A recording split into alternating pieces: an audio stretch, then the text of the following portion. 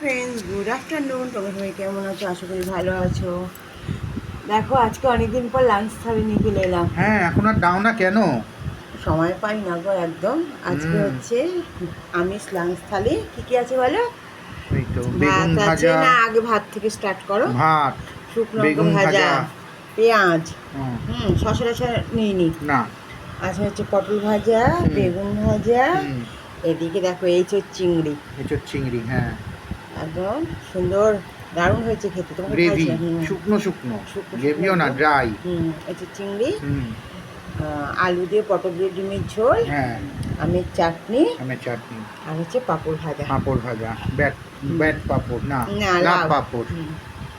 অনেকদিন পর করলাম, ভালো লাগে না, এখন সময়ও পাই না করার জন্য। ঠিক আছে, চলো হুম, খেয়ে নি ঝটপট। হুম, কেমন লাগছে বলো দেখতে?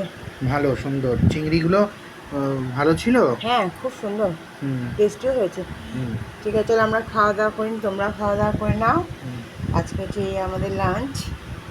কেমন লাগছে দেখতে অবশ্যই একটু কমেন্টস করে জানিও। আর হুম, যদি তুমি দেখতে ভালো লাগে প্লিজ এক লাইক করে দিও। আমের চাটনিও কিন্তু দারুণ হয় বলো। হুম, এখন তো আমের আমের। চাটনিটা আমরা সবসময় খাই। হুম, ঠিক আছে, চলো টাটা। দেখা হবে পরে একটি ব্লগে। টাটা।